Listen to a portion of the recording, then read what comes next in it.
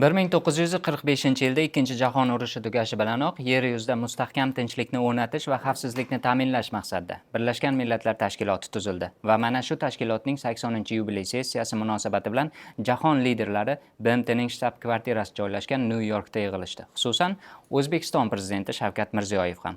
20-sentyabr kuni Nyu-Yorkka borgan davlatimiz rahbari shunchaki BMT yig'ilishida ishtirokni emas, mamlakat taqdiri uchun muhim deya qaralgan masalalarni ham muhokama qilishni reja qilganligi haqida xabar qilingan edi va amalda shunday ham bo'ldi. Safarning ilk kunida Mirziyoyev jahonning bir qator yirik korxona va tashkilotlar rahbarlari bilan muzokaralar o'tkazdi. Ulardan eng shov-shuvlisi esa shubhasiz Boeing Global kompaniyasi prezidenti Brendan Nelson bilan bo'lib o'tgan uchrashuv bo'ldi. Bu uchrashuv tafsilotlarini hatto AQSh prezidenti Donald Trump True Social ijtimoiy tarmog'idagi sahifasida e'lon qildi. Shu oy boshida men O'zbekiston prezidenti hurmatli Shavkat Mirziyoyev bilan suhbatlashgan edim. Bugun men prezident Mirziyoyevni Boeing bilan ulkan bitim imzolagani bilan tabriklayman.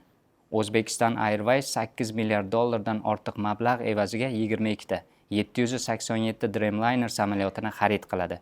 Bu Qo'shma Shtatlarda 35 mingdan ortiq ish o'rinlarini yaratadi.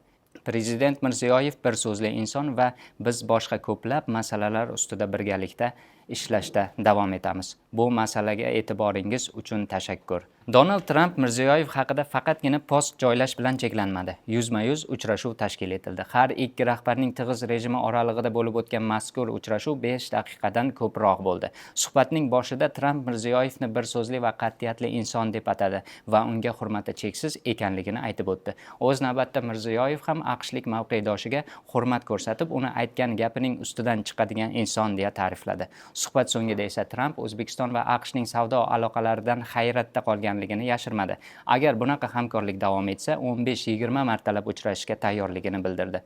Mirziyoyev esa Trumpga Samarqandga boraman deb bergan va'dasini eslatdi va uni O'zbekistonda kutishini yana bir bora ma'lum qildi.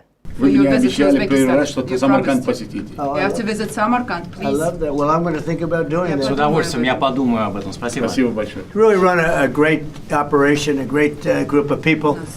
Very smart country, and they've done really well, and I appreciate your purchase from America. Thank you. We'll be there for you. Thank you very much. Please. Будем вас поддерживать. Спасибо. Спасибо большое. Очень приятно. Thank you very much. Shu kunning o'zida Shavkat Mirziyoyev BMT minbarida nutq so'zladi. Nutqda bir qator global masalalar ko'tarildi. Jumladan, tinchlik va barqarorlik g'oyasini ilgari surgan holda butun jahon yoshlari orasida tinchlik harakatini yo'lga qo'yishni taklif etdi.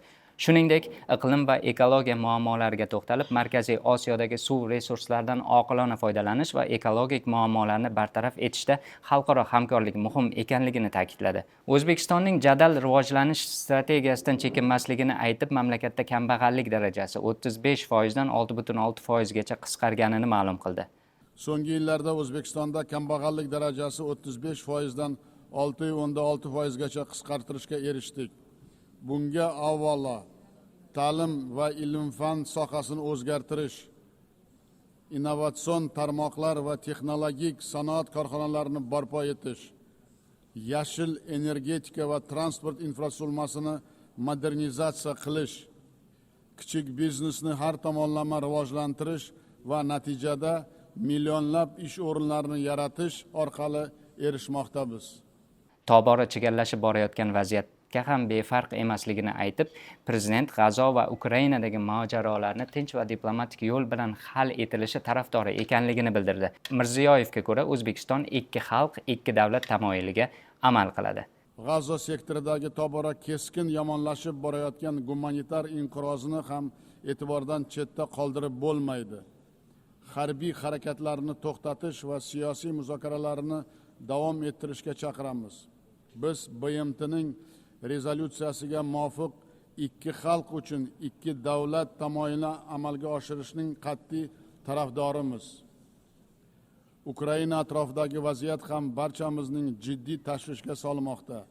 Bu muammoning diplomatik yo'llar bilan hal etish bo'yicha yuqori darajadagi muloqotlar boshlanganini olqishlaymiz.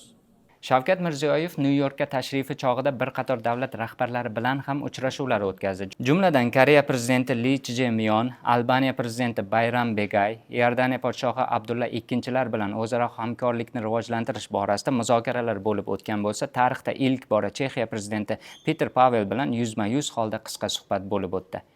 Va BMT bosh kotibi Antonio Guterres bilan ham alohida uchrashuv tashkil qilindi. An'anaga aylanib ulgurgan holat bu safar ham yuz berdi. Shavkat Mirziyoyev tashrif so'ngida Amerikada yashab kelayotgan o'zbekistonliklar bilan muloqot o'tkazdi. Muloqotda El-yurt umidi stipendiyantlari ham ishtirok etdi. Prezident uchrashuv davomida AQShda tahsil olayotgan El-yurt umidi stipendiyantlari soni 500 nafardan oshganiga alohida e'tibor qaratdi va iste'dodli yoshlarni qo'llab-quvvatlash O'zbekistonning ustuvor yo'nalishlaridan bo'lib qolishini alohida ta'kidladi.